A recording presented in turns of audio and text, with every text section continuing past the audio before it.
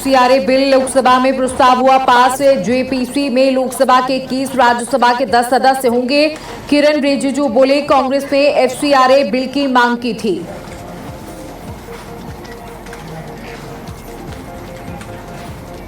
विपक्ष के आरोपों पर गृह मंत्री अमित शाह का बड़ा बयान, मैं हर चर्चा के लिए तैयार, बस संसद चलने दे, कल 3 बजे मैं जवाब दूंगा।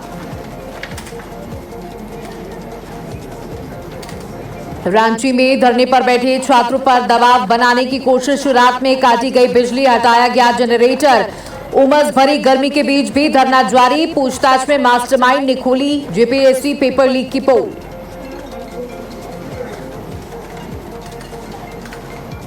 राम मंदिर के सीईओ पद के लिए इंटरव्यू प्रक्रिया जारी, 18 उम्मीदवार इंटरव्यू के लिए शॉर्टलिस्ट हुए। इंटरव्यू के बाद 3 नामों का होगा चयन।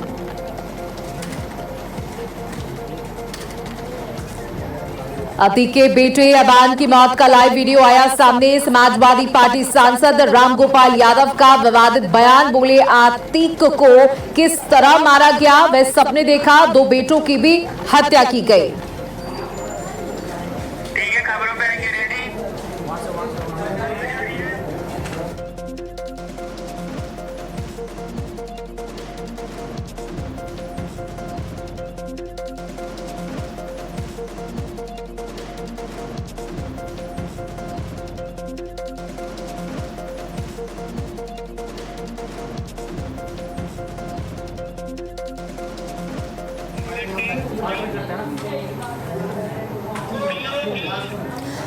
तो चलिए बुलेटिन की शुरुआत करेंगे बड़ी खबर के साथ, जहां लोकसभा में एफसीआरए बिल, और इस वक्त की बड़ी खबर आपको दे दें, जहां लोकसभा में पेश किया जाएगा एफसीआरए बिल। बड़ी खबर आपको दे रहे हैं,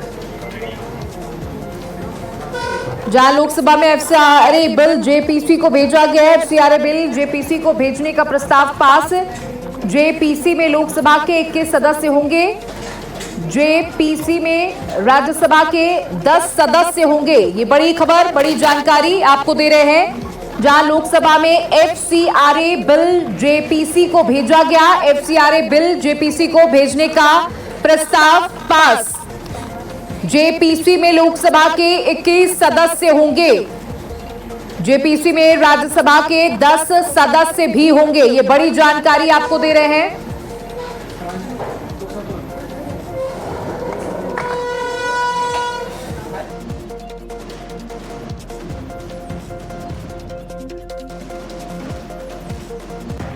को भेजा गया एफसीआरए बिल जेपीसी को भेजने का प्रस्ताव पास।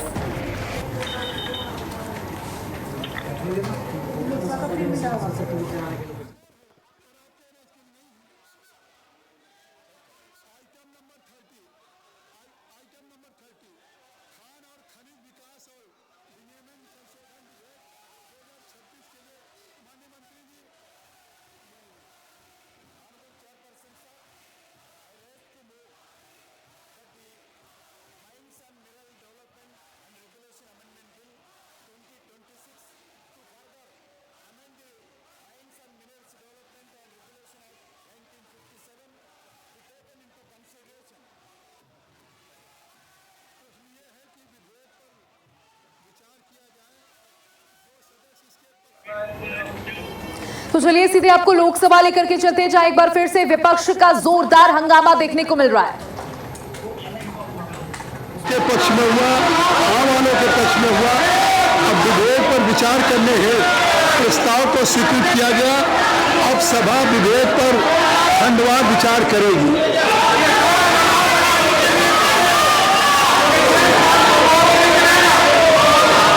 आप सबसे मेरा अनुरोध है, एक बार सुनिए जपका जी सुनिए, आप सभी से अनुरोध है कि अगर आपने इस पर संशोधन मूव किया है और आप लोगों ने अगर इस पर अमेंडमेंट मूव किया है, तो मैं आग्रह करूंगा, I am requesting to all the honourable members, though you have move amendment on this particular bill, kindly you take your seat.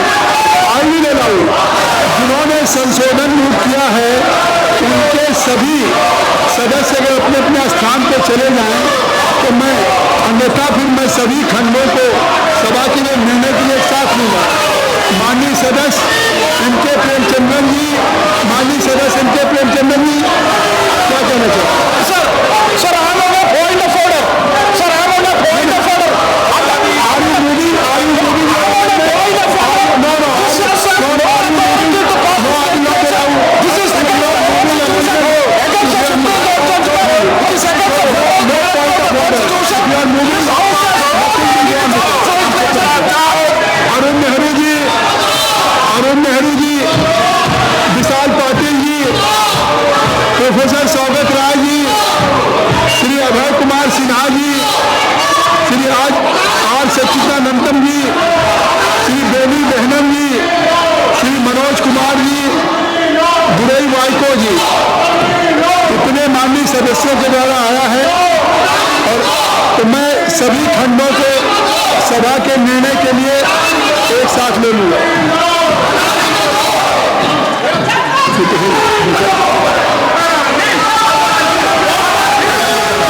प्रश्न ये है कि विधेयक पर विचार किया जाए।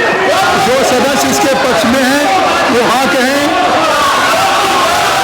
जो सदस्य विरोध में वो ना कहें।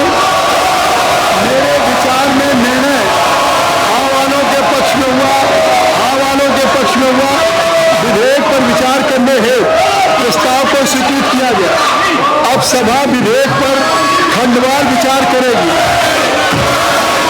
प्रश्न यह है कि खंड 2 से 5 विधेयक का अंग बने। जो सदस्य इसके पक्ष में वो हाँ कहें, जो सदस्य विरोध में वो ना कहें। मेरे विचार में निर्णय हाँ वालों के पक्ष में हुआ है, हाँ वालों के पक्ष में हुआ है। खंड 2 से 5 विधेयक का अंग बना। खंड 1 अधिनियम सूत्र और विधेयक का पूरा नाम। प्रश्न ये है कि खंड 1 अधिनियम सूत्र और विधेयक का पूरा नाम विधेयक का अंग बने। जो सदस्य इसके पक्ष में हैं वो हाँ कहें, जो सदस्य इसके विरोध में वो ना कहें। मेरे विचार में निर्णय हाँ वालों के पक्ष में हुआ, हाँ वालों के पक्ष में हुआ। खंड 1 अधिनियम सूत्र और विधेयक का पूरा नाम विधेयक का अंग बना। मंत्री जी अब ये प्रस्ताव करें कि विधेयक को पारित किया जाए। Honorable Chairperson, sir, with your permission, I rise to move the bill be passed. प्रश्न ये है कि विधेयक को पारित किया जाए।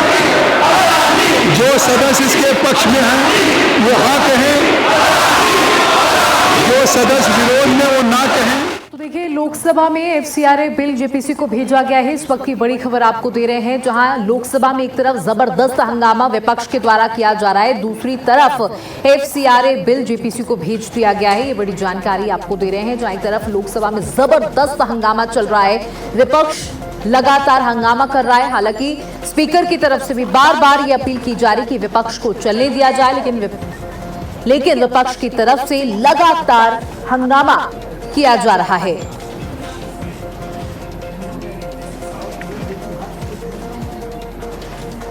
तो बता दें कि लोकसभा में एफसीआरए बिल जेपीसी को भेजा गया है, जहां एफसीआरए बिल जेपीसी को भेजने का प्रस्ताव पास। जेपीसी में लोकसभा के 21 सदस्य होंगे, जेपीसी में राज्यसभा के 10 सदस्य होंगे। तो जेपीसी में लोकसभा के 21 सदस्य होंगे, जेपीसी में राज्यसभा के 10 सदस्य होंगे।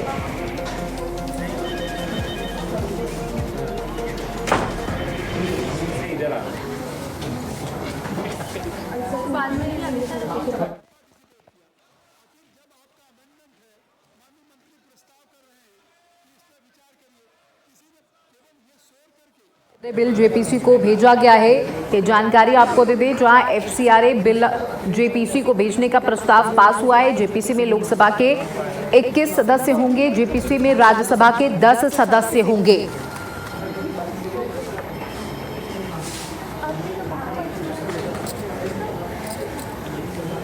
श्री नित्यानंद राय जी, मैं माननीय गृह मंत्री जी की ओर से प्रस्ताव करता हूं कि विदेशी अधिदाय विनियमन संशोधन विधेयक 2026 को इस सभा के 21 सदस्यों जो कि माननीय अध्यक्ष द्वारा नामित किया जाए और राज्यसभा के 10 सदस्यों जो कि माननीय सभापति द्वारा नामित किया जाए से मिलकर बनी दोनों सभाओं की संयुक्त समिति को सौंपा जाए कि संयुक्त समिति की बैठक आयोजित करने के लिए गणपूर्ति संयुक्त समिति के सदस्यों की कुल संख्या का लगभग 1/3 होगी कि समिति अगले सत्र के प्रथम सप्ताह के अंतिम दिन तक इस सभा को प्रतिवेदन प्रस्तुत करेगी कि अन्य मामलों में संसदीय समितियों से संबंधित इस सभा की प्रक्रिया तथा कार्य संचालन नियम ऐसे परिवर्तनों और उपरांतरणों के साथ लागू होंगे जो अध्यक्ष तय करें और कि यह सभा राज्यसभा से सिफारिश करती है कि राज्यसभा उप संयुक्त समिति में शामिल हो और राज्यसभा द्वारा संयुक्त समिति में नियुक्त किए जाने वाले सदस्यों के नाम इस सभा को सूचित। वहीं एफसीआरए संशोधन बिल पर विपक्ष में जमकर हंगामा देखने को मिल रहा है। विपक्ष में जमकर हंगामा है। किरण रिजिजू ने कहा कि इस बिल को लाने के बाद, इसमें संशोधन करने की बात कांग्रेस ने की थी और आज जबरदस्त हंगामा किया जा रहा है। एफसीआरए संशोधन बिल पर संसद में हंगामा। संसदीय कार्य मंत्री किरण रिजिजू बोले, कांग्रेस ने एफसीआरए बिल की मांग की थी। बिल पर अखिलेश यादव भी बोले, पूरा विपक्ष इसके खिलाफ। सरकार का कहना, पहले इस बिल की मांग कांग्रेस ने की थी और आज इस पर हंगामा क्यों? वही अखिलेश यादव बोले, पूरा विपक्ष इस बिल के खिलाफ। कांग्रेस ने एफसीआरए बिल की मांग की थी। बिल पर अखिलेश यादव ने भी बयान देते हुए कहा, पूरा विपक्ष इसके खिलाफ है। पूरा विपक्ष इसके खिलाफ अखिलेश यादव बोले। लोकसभा ने हंगामे के बीच एफसीआरए संशोधन बिल 2026 को दोनों सदनों की संयुक्त समिति जेपीसी के पास भेजने का प्रस्ताव मंजूर कर लिया है।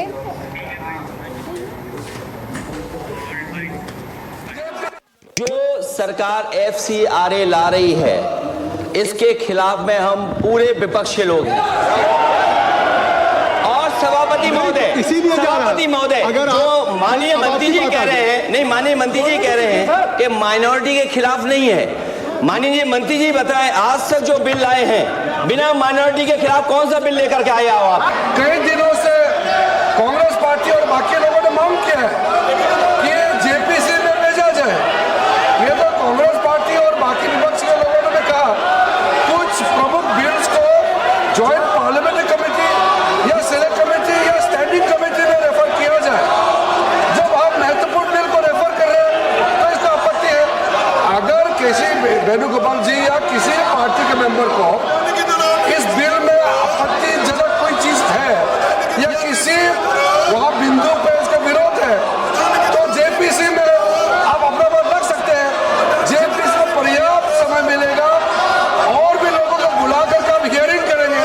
वो तो खुश होने के चक्कर में उल्टा ये तो उल्टा बोल रहे। ये तो मैं सोचा कि स्वागत करेंगे।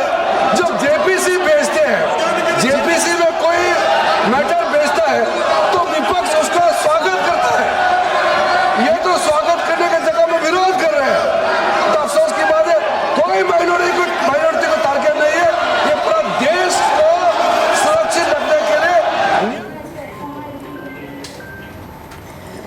वहीं अखिलेश यादव ने भी सरकार पर तीखा हमला बोलते हुए कहा कि ये समय सीमा तय करना बिल्कुल गलत है। अखिलेश यादव ने सरकार पर जमकर निशाना साधा है। अखिलेश यादव ने कड़े शब्दों में कहा कि ये बर्दाश्त नहीं किया जाएगा। अखिलेश यादव ने कहा, सरकार की ये मनमानी है, ये बर्दाश्त नहीं की जाएगी। बता दें, अखिलेश यादव का सरकार पर तीखा हमला। जवाब की समय सीमा तय करना अलोकतांत्रिक, ये जवाब नहीं होगा। बीजेपी नहीं चाहती कि कोई जवाब दिया जाए। सत्र खत्म करने की जल्दबाजी में है सरकार।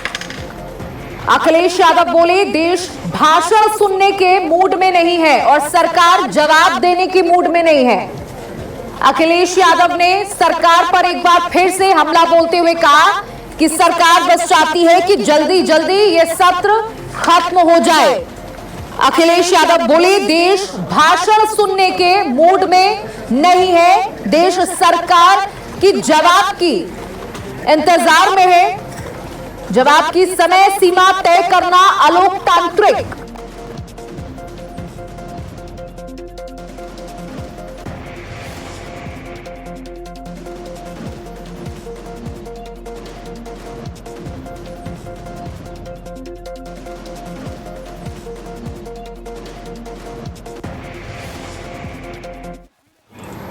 चलिए एक बार फिर से आपको लेकर चलते हैं जहां लोकसभा में लगातार हंगामा जारी है।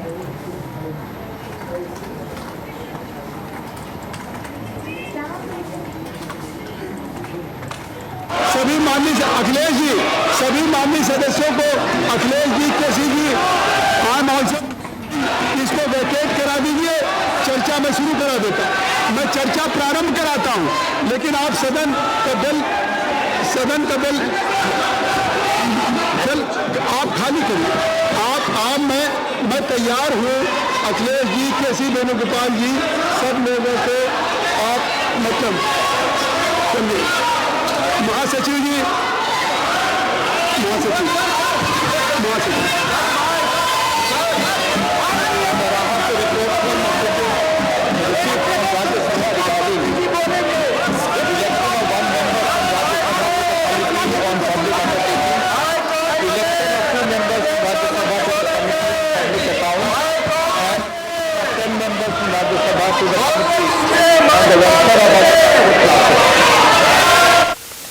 कार्रवाई कल गुरुवार दिनांक 13 अगस्त 2026 को प्रातः 11 बजे तक के लिए स्थगित की जाती है।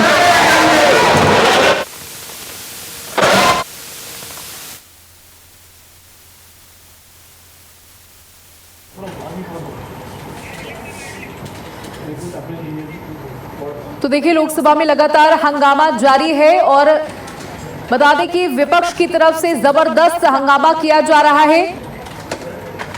तो ये बड़ी जानकारी आपको दे दें,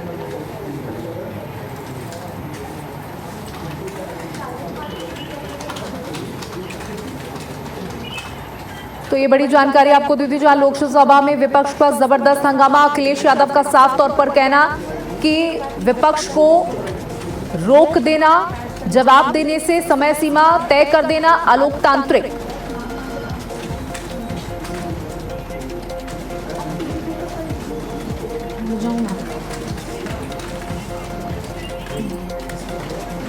सबको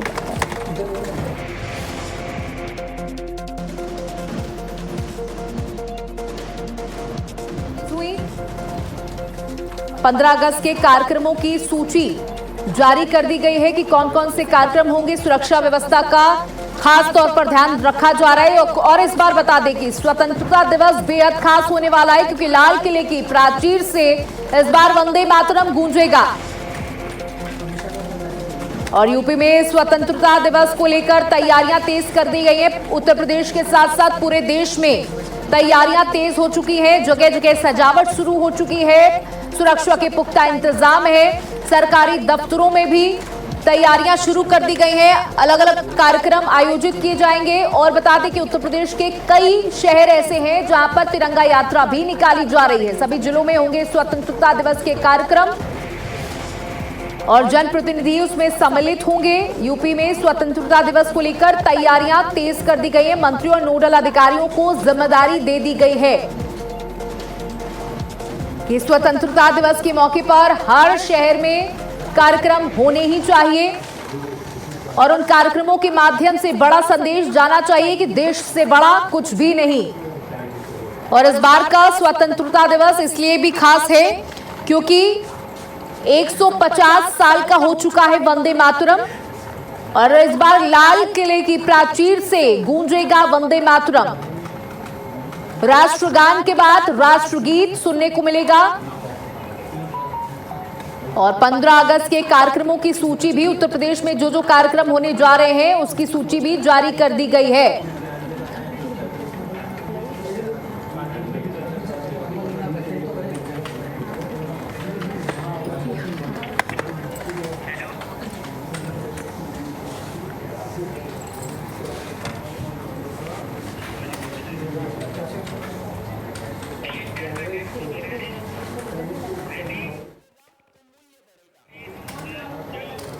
तो देखिए, स्वतंत्रता दिवस के मौके पर पूरे लखनऊ को दुल्हन की तरह सजाया जा रहा है और आपको बता दें कि जगह जगह तमाम कार्यक्रम आयोजित किए जाएंगे। इसकी सूची भी जारी कर दी गई है। अधिकारियों को ये पूरी जिम्मेदारी दे दी गई है कि इस बार के कार्यक्रम और भी भव्य होने चाहिए। तिरंगा यात्रा का लगातार आयोजन किया जा रहा है और आपको बता दें कि स्वतंत्रता दिवस को लेकर तैयारियां तेज कर दी गई है। जहां राजधानी लखनऊ में स्वतंत्रता दिवस की तैयारियां शुरू हो गई हैं। स्वतंत्रता दिवस के लिए विधानसभा के बाहर सजावट का काम तेजी से चल रहा है। मुख्यमंत्री योगी आदित्यनाथ इस बार 10वीं बार तिरंगा फहराएंगे। इस मौके पर तमाम अतिथि भी शामिल हो चुके हैं। बता दें कि इस बार तमाम अतिथि भी शामिल हो सकते हैं। कई बड़े चेहरे आ सकते हैं उत्तर प्रदेश में। राजधानी लखनऊ में स्वतंत्रता दिवस की तैयारियां शुरू हो गई हैं। स्वतंत्रता दिवस के लिए विधानसभा के बाहर सजावट का काम तेजी से चल रहा है। मुख्यमंत्री आदित्यनाथ इस बार 10वीं बार तिरंगा फहराएंगे। इस मौके पर तमाम अतिथि भी शामिल हो सकते हैं। तो देखिए, तैयारियां शुरू हो चुकी हैं। पूरे शहर को भक्ति के रंग में रंगने की तैयारी है और सिर्फ उत्तर प्रदेश नहीं, पूरा देश इस समय स्वतंत्रता दिवस की तैयारियों में जुटा हुआ है। तिरंगा यात्रा जगह जगह पर निकाली जा रही है।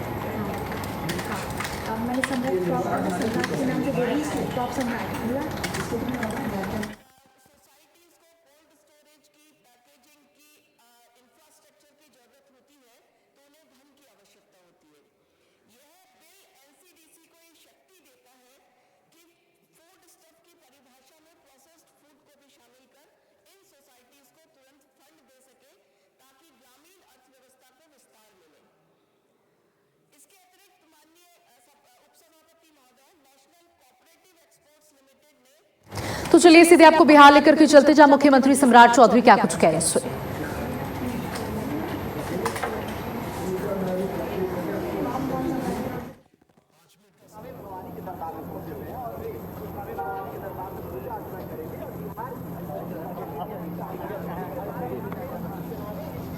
मुख्यमंत्री सम्राट चौधरी कार्यक्रम में पहुंच रहे हैं।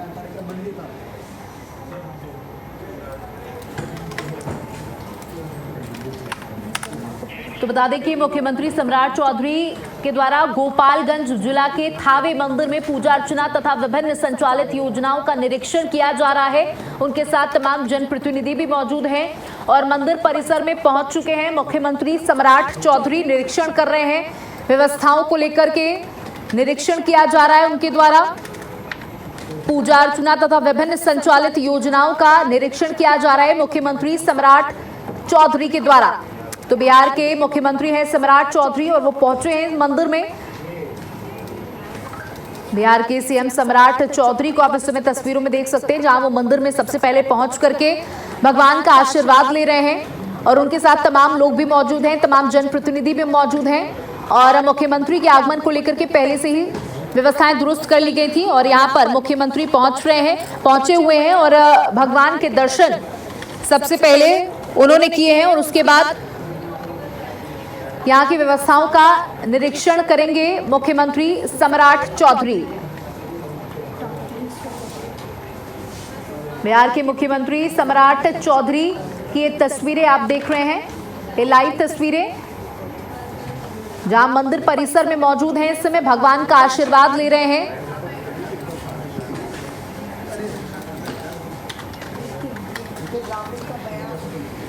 सम्राट चौधरी के द्वारा गोपालगंज जिला के थावे मंदिर में पूजा अर्चना की जा रही है।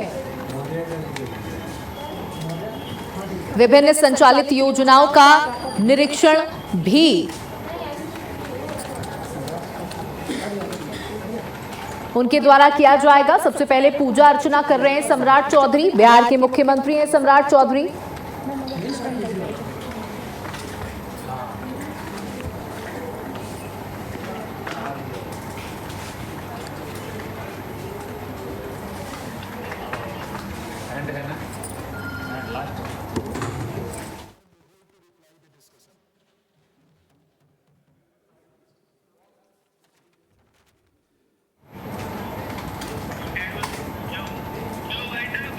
और इसी के साथ इस बुलेटिन में इतना ही। नमस्कार।